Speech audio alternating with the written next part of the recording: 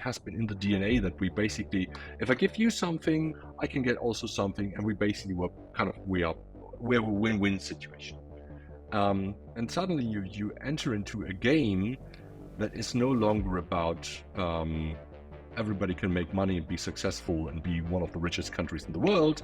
This is about somebody who is willing to implement his objectives against you, and your money doesn't matter. And that is something which is so much beyond reach that we are currently in a situation where somebody is willing to possibly take the risk of war against us. Dr. Christian Molling is a deputy director of the German Council on Foreign Relations Research Institute and the head of its Center for Security and Defense, and an expert on German and European foreign and security policy and defense industry. And he's also a co-author of a recent report called Preventing the Next War, which has received an unprecedented amount of attention across Europe, and which calls on Germany and NATO to urgently prepare for a potential large-scale war with Russia that might happen as soon as in the next 6 to 10 years. So, Chris, welcome to the podcast. Hi, thanks, Dominic. Thanks for having me. All right, so first, I would like to talk about the report that I've mentioned in the introduction, and which really has received the kind of attention that I think reports from think tanks rarely do. And for those who haven't read this report or who haven't heard of it, I wonder if you could start by sort of explaining the main thesis, arguments, conclusions, and also what was the impulse or incentive and motivation for you and your colleague to write it. Yeah, thanks, Dominic. Yeah, I'll try to be as brief as possible to put it into a nutshell. So the intention was actually threefold, I guess. It was sending a signal towards a domestic audience. The report has first been published in German, and we have a national debate about what should we do about defense. The second one was we figured out during our research on it that it's not only a German issue, it's also a European issue. So there's a European argument in there, and something that could be useful also in a NATO context and kind of setting the timelines. We also then figured out when we first presented that also it's helpful in the context of the European Union. So basically there's a lot of things suddenly you discover where this report can be very helpful. And the most important thing for us was that we had the impression that defense as a priority is fading away in a classical way, how it has been before the beginning of the Russian war of aggression 2 years ago on Ukraine. That is, yes, we have to do something, but there is time. And we thought, okay, so is that true? Do we really have the time? And what we then simply did is we just connected the dots on what do we know and what do others know about our defense side, so to say, on the Russian capacity to ramp up their defense again once the fighting has stopped. Because currently the Russians are, there's a lot of rumors on what the Russians are producing, but we know that almost all of this is consumed in the war against Ukraine. And also, what do we know about, do the Russians really want to do something like attacking NATO country? And the last twist was to say, this is about the next war. We already have a war in Europe, which is in some of our political communities neglected, that what is happening in Ukraine is a war on European soil, and it is a war against European security order, etc., etc. But we also tried to distinguish this paper from not another paper on the war in Ukraine, etc., etc. Just to make it more appealing for those who may not see that Ukraine is a war that figures out significantly on European security, but nonetheless make an argument to say, even if you think the war on Ukraine is an isolated thing, there is something bigger here that we have to prepare already for. And we think that this has appealed to more audiences than just saying, okay, Ukraine is this and that, and therefore we basically have to support Ukraine. At the end of the day, the support for Ukraine, for many, can be also an argument for supporting ourselves and our security. And that was something that where we thought, okay, let's try and put this together. And if you can briefly describe the main thesis that you're presenting in the report. Yeah, what we're saying is using a classical kind of risk assessment or threat assessment is if you have an actor which has a motivation on the one hand and the capability on the other hand, the probability of a conflict simply rises. And that's kind of the two main points that we have to say, okay, so there is a constant Russian motivation of increasing control of former Russian territory. Doesn't mean to invade it and have kind of physical control over it, but kind of having control over it in terms of determining the fate of other countries, and reducing the influence of others, so NATO countries, so to say. So that's the motivation side. And we said, okay, this is a kind of rather constant thing where the Russians have an interest of reducing our influence and our kind of sovereignty for increasing their sovereignty or their control over other political actors. So the second factor then is the capacity to basically militarily, and we focus here on the military, not on the broader spectrum of hybrid warfare, to focus on that and say, so can the Russians basically do it and when can they do it? And that was the second thing, and that's kind of, if you put it into a nutshell, talking to many people in the military, in the intelligence services, also reading through some of the reports, the point that came out is so somewhere between 6 and 10 years it may take once the major fighting in Ukraine stops, that the Russians will have reconstituted their armed forces in a way that they can make a palpable threat to European NATO states. And that was the kind of the timeline that we also described in the paper. If you take a look to the paper, you will see that this is basically the frame we're putting up. Just also not to be kind of too alarmistic and to say, look, yes, there's a time span, but it is of course then up to the Europeans to respond to the time frame and make up their own mind. So the initial idea was of sending a signal and say, let's have the debate. We think there's much more to be analyzed, but we should start analyzing and do not believe, and this is the most important thing, do not believe that defense is something that we can do all the time. Defense, that's the main message, has a deadline, and we have tried to frame this deadline in the report. So in other words, maybe to summarize it, if Europe cannot increase its military preparedness before Russia can reconstitute its forces after the war in Ukraine freezes, there is a real risk that Russia will see the European weakness and take advantage of it by trying to take some part of the NATO territory. Exactly.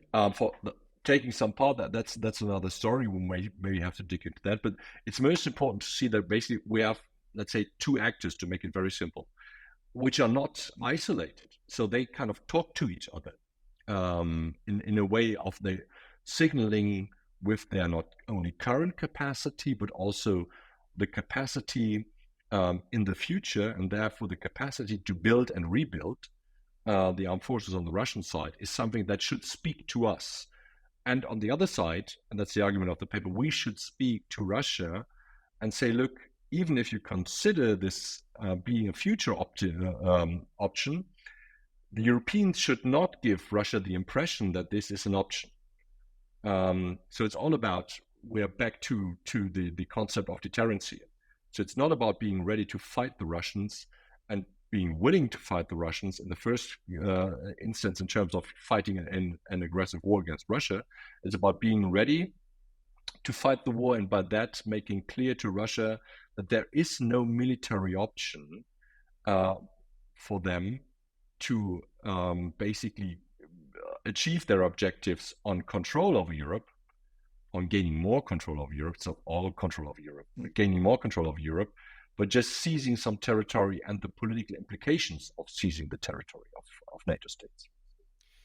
So I want to dive deeper into the paper, but first I wanted to ask about the reaction that the paper has caused, because I've seen mostly the response that it has received abroad, especially in Central and Eastern Europe. The response has been, I would say, unprecedented. And Czech Republic, where I'm from, your report has featured in basically all of the main media. In Poland, the national security advisor in the Polish government has responded to the report and said that he agrees, but actually you're too optimistic in your assessment, and that actually he sees the danger of a Russian preparedness for an attack in something more like 3 years rather than um, uh, 6 to 10 years. So I'm wondering, before I ask you about the response in Germany, what do you think about the response that the report has received abroad, outside of Germany? Yeah. So, I mean, first of all, we are very happy that we got the response. And of course, you're always happy if you get a positive response and people say that that's great to have it. We also got some people who partly pushed back on some of the assumptions. And as you mentioned, that the Polish said, no, it's more urgent. There's also a public report by the Estonian intelligence service, which says 4 years. But that's good. So we can start to have a debate about it. And I think that's the initial thing that we basically have to have, based on the best reasoning that is available, to have a discussion of what do we need to do, what do we have to fear, where are our options, and what do we have to prepare for that. And that's kind of if we have this discussion, it's great to have it. We know the papers also has come in handy for the bureaucracies in Brussels, so NATO and the European Union, but especially NATO, because NATO, although they have the defense plans now, so the regional defense plans for defending NATO territory, it still lacks the urgency and the question of, so what are the timelines? So they don't have an agreed timeline for implementing the defense plans. So that's a classical think tank indirect approach that you can be given, so people can point to, look, there is a paper out there. What do you think about it? NATO doesn't have an agreed deadline, but there are others who have their perspective on it, and maybe we can pick up one or the other idea from there and make it better. So we're just throwing a stone into the lake, so to say, and see what waves it creates. And some people, as I said, push back, and that's good. If the arguments against our paper, against our hypothesis, are reasonable, that's from an academic point of view the best that you can have. So it's now about the best argument, about the best assessment that we can deliver. And I would always say we're just at the starting point, but obviously it was necessary to have such a paper to get the starting point. And what was the response in Germany itself? How I guess on that topic, I would be also curious, to what extent is the urgency that you express in the paper shared by German experts and policymakers? Yeah, it's interesting. The paper is a slow burner, so to say. We initially proposed to one of the major media outlets to do an op-ed, and they said now they can't do it because they're understaffed. And now, if you take a month look back, almost every major media has cited the paper here and there, which is good to get regular attention for the argument. And that's, of course, tremendously helpful from the media side. From the official side, so the government, we didn't got much of a kind of an official response, but that's normal. You don't get it kind of, so minister not writing you an email and say thank you for your paper. But in informal conversations with the MOD, they have been very happy about the paper because it complements an official paper that by coincidence came out kind of almost the same day as our paper, which is the new defense policy guidelines. And what we are doing is we can be much more open and clear, and have to be, because the paper has to be sharp and crisp. It really helps to understand and make pretty clear assumptions, or also draw the implications from there, where a governmental paper always have to be much more careful in that. So it's also for the domestic argument, it's very helpful to have a paper that you can put into a folder, send it to somebody else, and say, "What do you think about it?" And then it helps others to have a conversation, especially in official bureaucratic context, where you don't have to make the argument as an official, but you let others like us speak for you, and others can respond to it but nobody basically has to let down and obey an official position or an attempt to formulate an official position that you currently don't have the authority to do, etc., etc. So there's a lot of things coming in here. So from that point of view, I think it was and it is helpful to have the paper. And now it's up to keep the discussion going. It's not on kind of always going back to the paper and say how brilliant it has been. It's also an encouragement for us to not come up with the next paper and fleshing out some of the arguments in there. Also going back to the criticism and say, yeah, you have a valid point. We have to deliver more details here and there. So that's basically the paper is a capstone for us on starting sharpening the arguments, but around the deadline. And that's the most important thing. Also then for the domestic scenery here in Germany, where everybody has heard about the Zeitenwende, but we're basically missing the time issue in the Zeitenwende. And we hope to bring this back into the discussion with the paper. I definitely want to ask you about Zeitenwende, but first I'd like to maybe address some of the criticism or feedback to some of the conclusions you make in the paper, and I think that it's natural that every paper receives some level of criticism. And I would say that the most common ways in which experts have disagreed with the paper was, I think, that you either overestimate the speed with which Russia would be able to reconstitute its forces after losses in Ukraine, that you maybe overestimate willingness of Russia to start a open conflict with NATO, and third one was that your paper doesn't really address what would be the role of Ukraine in case of a scenario that you're basically working with in the paper, which I think specifically mentions the risk of attack on the Baltics. Yeah, you're right. There's a lot on the plate, and maybe not as an excuse, but as giving context to it. This paper has been already too long. That's and normally policy papers should be very short, which basically means, especially if you have complex arguments like this paper is making, you basically would have to cut it down into several papers. So we had the decision, either we cut it down into several papers, or we do a slightly longer one, but that means that comes to the cost of the details of the argument. I hope that we have addressed all the arguments that have been in the paper. Nonetheless, there may be some here and there some misunderstandings, or some people evaluate things differently. I just heard the podcast from Mark Galliotti, who was criticizing the paper on some elements. I thought, yeah, there may be some misunderstanding here and there. But on the motivation, I will start with that because I'm not a Russia expert. I'm just reading what others who are Russia experts write about it. So that's something that we have consumed, tested with others, with our colleagues, and we think that what is in there is the best educated guess on what the Russian motivation is.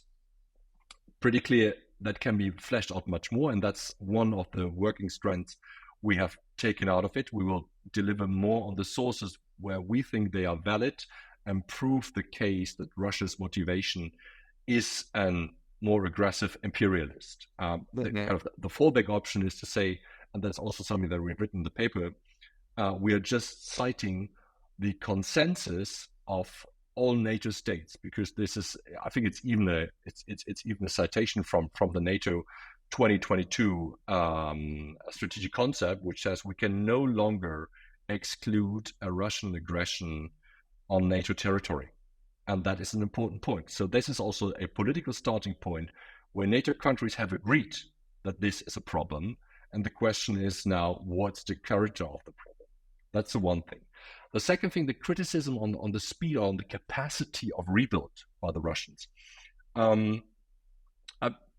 I found that, so you can have two different ways of looking at it. Or I saw the criticism in two different ways of looking at it. One is, and that's something I would push back, saying, yeah, you see, the Russians even can't overthrow the Ukrainians, and everything is consumed in the war, etc., etc. So yeah, but that is the typical kind of, how to say, a typical failure to take the status quo and the spotlight of the status quo as something how it will be in the future. The Russians are ramping up their capacity to produce equipment on the one hand, and they have the capacity to train people on the other hand. What they currently produce in terms of military power, let's put it this way, very simple, is consumed in the war. But the point is, once the war stops, and that's the main argument, that's also why the timelines start with the war or the major fighting stopping in Ukraine, then you can kind of redivert this military power or potential towards other interests that you have, which is, of course, reconstituting the Russian armed forces, especially the land force, because they have suffered most from the war, and they will suffer most from the war. And now you can argue about the kind of, how to say, what is the real capacity of the Russian military industrial complex to reconstitute. And there you are in an, I don't want to underestimate things that especially colleagues have written, you're in a kind of a guesswork, an educated guesswork. It's not unreasonable, nonetheless. That's pretty clear. But the opinion of experts on the Russian capacity to reconstitute the industrial capacity to produce varies, and that is also reflected in the paper by the different time frame that we have between 6 and 10 years. So I think that hopefully explains a little bit why we have this variation in there. And from so this is kind of one of the main arguments I would always accept and say we are possibly, some are too over-optimistic how good the Russians can be. Some are less optimistic on what the Russians can do. But that's something for further research, where we will basically now put together a team and talk to those people who are better than us in assessing the Russian defense industrial complex on how to make better sense out of it and what to communicate next on what is the right argument. So here, criticism spurs next research and hopefully produces another policy relevant paper in here. But all in all, and that's something one has to put in here as a caveat. The initial starting point for the paper really was conversation with intelligence services. And that also drove part of our assumptions. So what those people help you to do is finding the dots and connect the dots to each other. So they have basically helped you to look into one or the other direction. You still have to prove, but that was basically one of the starting points. But that doesn't limit the research, of course, to only these things. I think so. I have to address the motivation, the speed, and Ukraine. Yes. There is if you come to the later part of the paper, we have addressed Ukraine as a factor in all this, and again, we have addressed Ukraine very early on as being one of the key factors for European defense, and the necessity to integrate Ukraine into the European defense industrial complex of Europe. That was already in April 2022. We wrote a paper about that, only in German. Sorry for that, but it's kind of in the constant part of the working, and it's again another kind of strand we are working on what is the future defense conception of Ukraine in European defense. That's very important. But because we flipped the paper around and said, okay, we will not take Ukraine as a starting point, but take European defense and the Russian potential threat or risk of an aggressive war as a starting point, Ukraine is one of the additional things that factor into the overall defense conception of NATO, definitely. But it's an additional factor. So if you go to the kind of the recommendations part of the paper, you will see we focus, as I said, very much on the military side and on what NATO has to do. But then you have additional factors. And one is, of course, thinking about the future conception of Ukraine as a security provider to NATO countries, not only as a security consumer through weapons delivery to Ukraine. I think that's a very important factor. And indeed, it's one of the next papers that we're going to write. There are other factors as well. And I want to highlight just one thing, because some people said we can't influence the Russian defense industrial complex. I think we can. And sanctions, even if they are not a kind of a magical thing, they still can hamper, and by that buy us time, they can hamper the Russian industrial complex if we just keep them up and keep them sharp. But that's a very active thing you have to do. You can't implement a sanction and believe that Russia says, oh, sorry, we have acted against your sanctions, so we are unlawful guys, therefore we will not do this again. Of course, circumvention of sanctions is part of the story all the time. So there are two factors, among others, that are cornerstones of an overall defense conception of NATO, which goes far beyond the classical military capability build-up, etc., etc. I think moving away from the paper for a little bit, I'd like to talk a little about what has been happening in Germany in the past 2 years in regards to its defense and strategy. And you've obviously mentioned Zeitenwende, the German major foreign policy and security turnaround, and an announcement of a major military buildup that has happened now almost 2 years ago. And I would be curious to hear from you as an insider, what is the situation 2 years later? And to what extent do you think that the reality has met the expectations that were set by the German government, I think pretty high after the Russian invasion? Yeah, it's rather ambivalent, one has to say, because the Zeitenwende is not a technocratic thing where you just introduce a new software into defense and then everything works. And I think, but this is possibly that's the best starting point, because when Olaf Scholz made the Zeitenwende speech 3 days after the Russian invasion into Ukraine, he had the sense that he was isolated. That was a kind of a way of regaining freedom of maneuver in international politics from his point of view, and picking up also the feeling of a real threat to Germany, because at that time people started talking about the Russians basically being on the way to Berlin. So you basically see Germany comes from a kind of the paradise of peace, feeding in the paradise of peace on the one hand, seeing itself almost being conquered by the Russian army on the next day.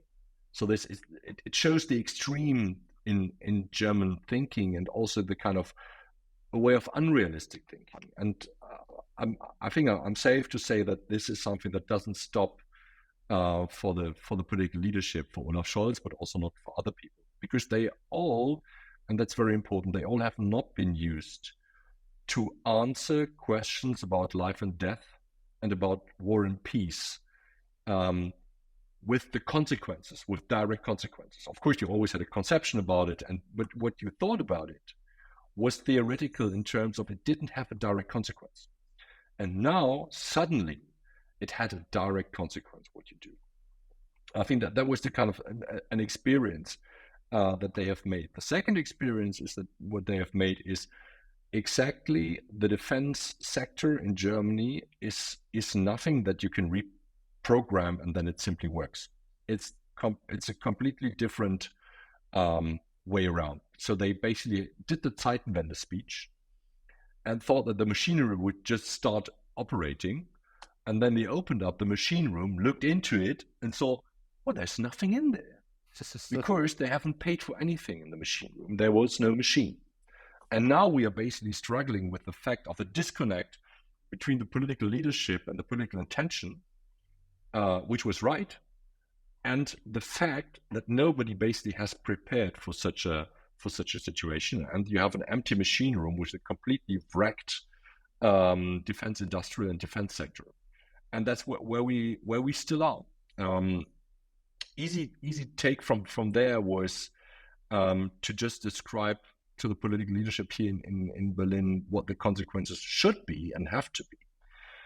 However, one also has to be pretty clear that the first year of the Zeitenwende, the political intention met a defense minister at that time, Mrs. Lamprecht, who was all in all not willing to implement anything of that. So didn't see the urgency and the magnitude of challenge that Olaf Scholz's speech basically meant for the defense and the defense industrial sector, completely ignoring and not interested. And that was something where basically we lost the first 12 months of the Zeitenwende. And as always, you can't go back in time. When the next minister, so Olaf Boris Pistorius came, he has lost that time. And that is of essence because the political calendar and the political clock is ticking.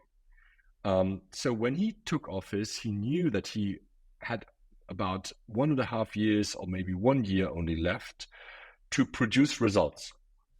So the Zeitenwende, and especially 100 billion in there, needed to show results on the political calendar, not only on the military capability side of things.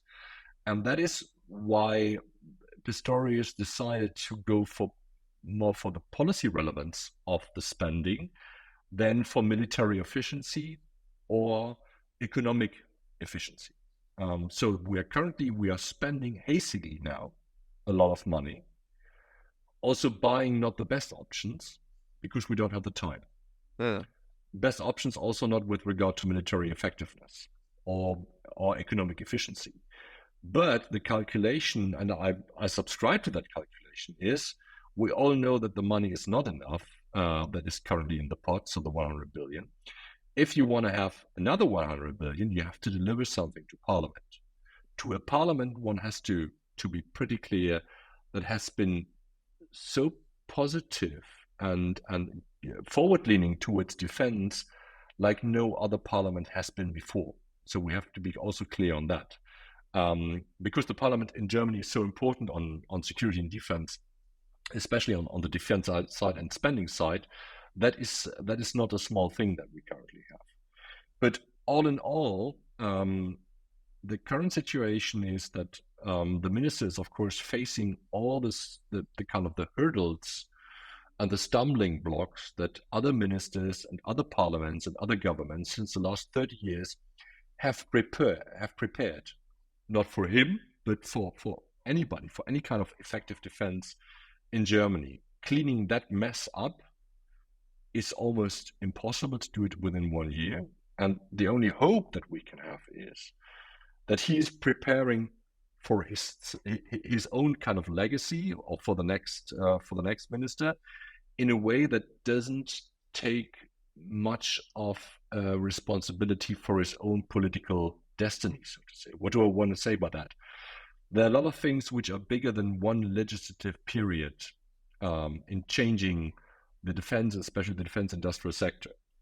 And the kind of the estimate by some is it takes 10 to 15 years to really change the sector, which means two governments, at least 2 governments, or 2.5 governments actually. So you have to have a minister who is willing to risk his own career on that. But at the same time, try to do the best and not throw everything out of the window. And that's where we currently are. So that's a very much a domestic problem that we currently have. What comes on top is that the urgency for doing all these changes is fading away.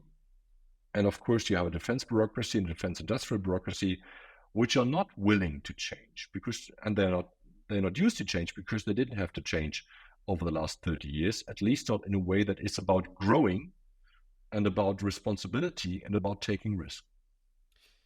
So when do you have the German defense minister talking about that Germany needs to be war ready, that its military needs to be ready to fight and ready for war? How far away are we from that? I think we are quite far away from that, and I think that shouldn't surprise anybody, because the kind of the DNA of Germany for at least the last 30, now I would even say for longer, was that basically we can, and that's very profound, we can negotiate everything. We are proper democracy, also in the international arena. We have negotiated the integration of Germany into the West. We have negotiated the regaining of sovereignty through the reunification of Germany. We have negotiated everything successfully. So why shouldn't we be able to negotiate with Putin? I think that's somewhat the logic behind it, and the kind of the toolbox that we have. And suddenly you face a counterpart that is not willing to negotiate with you. I think that's also a way of trying to explain why this whole negotiation debate in Germany is still so strong, because it has been in the DNA that we basically, if I give you something, I can get also something, and we basically we're a win-win situation. And suddenly you enter into a game that is no longer about everybody can make money and be successful and be one of the richest countries in the world. This is about somebody who is willing to implement his objectives against you, and your money doesn't matter. And that is something which is so much beyond reach that we are currently in a situation where somebody is willing to possibly take the risk of war against us. That we are currently in the phase of expanding the horizon. That was a long curve to coming back to your question, how far we are away. The reason why the minister made the argument about being war ready is because he's rightly sensed out that we are far away. That's the one thing. And the second thing is that defense is much broader than only having the armed forces ready. And that's also something an argument we made in the paper. It's having the forces capable on that, which also includes logistics, etc., having the industry ready on that, but also having your people ready on that. Because, and I think that's one of the most important lessons that we can draw from Ukraine, if you don't have a resilient society that is willing to take the burden of a war, and there's a lot of burden that comes with it, easily explained by people who are killed and wounded in a war, and they come in massively into your hospitals and into your society, down to the question of how do you basically harden your critical infrastructure and pay for it. These are all things that we haven't talked about for quite a while, and this basically needs to trickle down. And it's nothing that you can kind of give an order politically and then it basically happens, because a lot of these things have to happen on the regional level, on the city and villages level. So a lot of people on the kind of on the street have to understand and embrace the fact that there is a risk, at least, that the future is not a peaceful future. Well, on that note, let me ask you about the society, because I would imagine that still, despite Ukraine, hearing the German defense minister talking about getting ready for war must be making some part of the German society quite uncomfortable, given the decades of sort of pacifism, if you can say that. And I was wondering if, generally speaking, the public is in support of this massive shift, or if there is a backlash and it's more that the political leadership has to push against the general public opinion, or if the general public opinion is driving the political change. Maybe start with the public opinion in two directions. So always depends on where do you see public opinion. So public support for Ukraine is still high, and higher than you would think if you would take the political debate, so among political stakeholders in parliament and in government, as an indicator for it.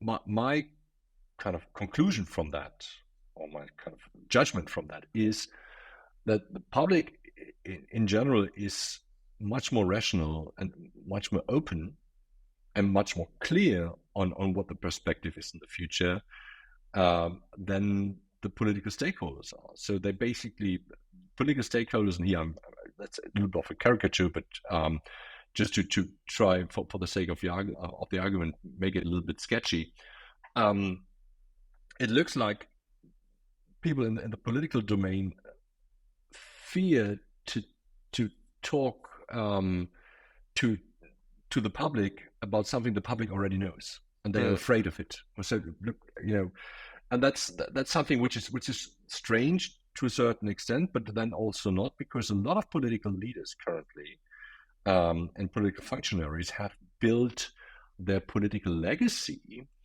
on the proposal of peace, and this proposal has been shattered by the war. But if you as a politician say, sorry guys, I have been wrong on a fundamental question on the last 30 years, but still you can trust in me, that's a difficult sell, I would say. So there is a state of denial with regard to some people on what really has happened. There's also an old white men issue coming in here. People of my age or a little bit older have problem to change opinion on things, even if the evidence is groundbreaking. That also comes into play. I'm very sorry for that. But all in all, I would say public opinion is open and has started adapting to the new reality. What you then need is political leadership. Coming back to what I said before about the kind of the socialization of our political leaders like Olaf Scholz and others, who have never had in their job description to take decisions about life and death in a very concrete way. Suddenly it matters what you think, and then you don't basically have the map and the ability to navigate through this landscape, which is tremendously new for you. On the public opinion, a differentiate noted is we don't have that general public opinion. So it's very much very differentiated, I would say. So in principle, there is a growing support for defense because it's seen as a necessity. And you have varying degrees of support for very concrete questions. But there, I'm just referring to polls, which are always, a little bit difficult to make a general judgment out of that. So I would say it is necessary to continue the debate, even if it is an uphill battle, in getting the attention of people. What is currently featuring much higher on the agenda are questions of migration and cost of living. Yeah. Not because this is a objective threat, but simply because other political actors and the domestic scenery, especially on the right wing, try to make a fortune on that and try to elaborate their profile on that. And that, of course, features higher than the question of the future of Ukraine.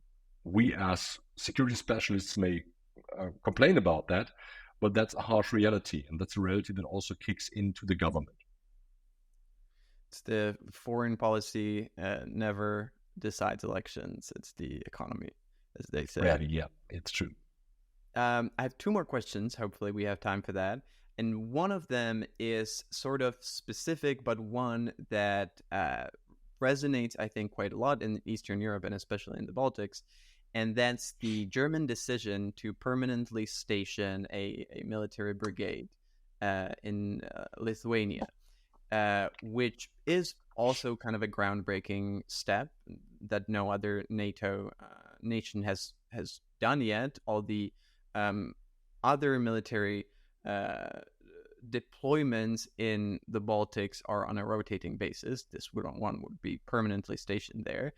But I've heard some doubts about what extent is it realistic, or whether it's actually going to happen, and whether there is a significant delay that's starting to happen behind the original plan. So if you can talk about this particular issue of it. Yeah, happy to do so. Let's say, technically speaking, the course is set. The big problem is to find the personnel, to put it into a nutshell. So Germany will station the brigade there. Whether it will station the soldiers is something which will, I guess, be a mixture out of persuasion of the soldiers and paying the right wages for doing this, and also, making that part of the career path, a positive part of the career path of those soldiers who go there. For Germany, it is a very special thing because we never station soldiers outside our country on a permanent basis. As you said, normally they are rotating in and out. It's different compared to the US and some very few other countries. The Brits have done that before also in Germany, but that's something which is very, very rare. Especially for Germany, it's an isolated solution which also shakes up the system of rotation in Germany. So that's kind of the one thing. The other thing is I would like to point to is this is just a brigade. Germany has committed to deliver 3 divisions, where at least 2 of these divisions consist out of 3 of these brigades. So we are offering 1 brigade and everybody's focusing on it, while the larger formation, the division, will not be ready in the time frame that we have said it should be ready. So we should deliver a division in 2025, and not only a division, but a war-fighting capable division, and we will not be able to deliver this. So it's nice to have the 1 brigade as a kind of a flagship, but if this is the only ship in your navy, then it sails alone, and that is a problem with regards to the overall need that NATO has elaborated on, said that's what we basically need from Germany, and Germany has committed to this. So whatever is the fate of the brigade, I would say is less relevant than what Germany delivers on its overall NATO ambitions with the 3 divisions, plus the Air Force and the Navy coming into that. But that's the biggest hurdle that we currently have, and that's much more important to the NATO collective defense than the 1 division. The 1 brigade. So my final question would be on the wider strategic NATO level context. And in particular, what I mean is that there's a certain, and I think increasing worry what happens with NATO in case Donald Trump gets reelected again, and what would his commitment to European security would be, and whether he might even consider taking US out of NATO completely. And it seems like Germany is sort of looking at that and is starting to accept the role as the largest NATO, second largest NATO economy, and as the most populous European state that would be if the US sort of starts to withdraw from Europe, Germany might have to fill its shoes in a way. I think that Olaf Scholz has said that Germany will be the backbone of European security, or something along those lines. And I was wondering if you could talk about whether that plays a role in German thinking about all of this, and if the urgency that you've mentioned is perhaps emphasized by the shift in the US thinking about Europe, and also by the fact that Germany has been singled out before by Donald Trump for not meeting the 2% GDP requirement spent on defense, given of how wealthy Germany is. Yeah. I guess Olaf Scholz made the statement about Germany being the backbone of collective defense in Europe. Either before he had taken a look into the empty machine room, or because he has a lot of nitty-gritty things of how to escape from that. Saying, yeah, if you're a backbone, you're not the fighting element of it, etc., etc. Germany is basically the logistical hub for it. So a lot of excuses. If you don't mean it, you can simply use to escape from it. Let's see how the government prepares for that. And I think it's tremendously important to hold not only the German government, but especially the Chancellor responsible and accountable for his words. That's a good thing. There are some really bold statements about what Germany should be, and not the proportionate amount of deeds to that. And you mentioned the 2%. That's also not. It's not there. It should have been there since 2022. It hasn't been there in 2022. It hasn't been there in 2023, and possibly will not be there in 2024. So this is a kind of a bad starting point. There's a lot of excuses of why that is, and we are getting closer, etc., etc. But that's a typical political way of excusing for not delivering. The question is whether you get your criticism get watered down by that or not. On the Trump side of things, I think even if Germany steps up and is willing to step up also with regards to Ukraine, there are natural limits to that. And that first and foremost concerns the nuclear deterrence element, which is one of the key pillars of NATO deterrence at all. And that's very dangerous, because you don't have to pull out of NATO. It just needs some words, and we have seen this before, that shatter the trust in U.S. nuclear deterrence, to shift the security situation in Europe significantly, because that would bring down core parts of our defense conception. And being ready, I'm not saying fighting, but being ready to fight a war against Russia, if we would have to defend ourselves, without the ability to escalate towards nuclear weapons, and that even concerns the tactical nuclear weapons in Europe, is quite a harsh thing that would basically happen. So I think there you also see another the window getting much more open for Putin if there is a shakeup of the overall European defense conception on the nuclear side. But even with the Americans remaining in place, I think that's also important, because the conventional capacity in Europe, or conventional capabilities in Europe, are not at that magnitude that they should be. We, for an intermediate time frame, will have to rely more on nuclear threats or nuclear deterrence than we would have if our conventional capabilities would have been much better and we would be much more capable on the conventional side. But back to the Americans, I think, yeah, that's kind of, people start thinking about it. I'm not sure we are drawing the right consequences at the right time and at the right magnitude. That's the most important thing, right? So we will be, I guess Germany will be, again, reactive on it, trying to escape difficult decisions, as many other Europeans as well do, right? I mean, it's not only Germany being in the outlier. Everybody is economically currently, or many countries are going economically through a very hard time. So offering the people the perspective of even spending more money on defense is currently not doable.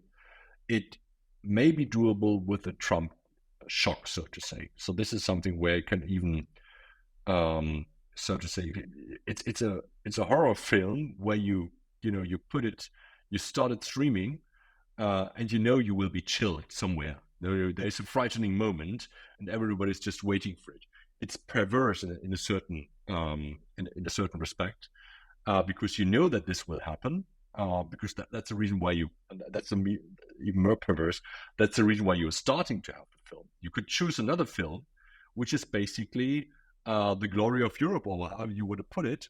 But obviously, European governments deliberately are ready to take the horror show instead of taking the glory film.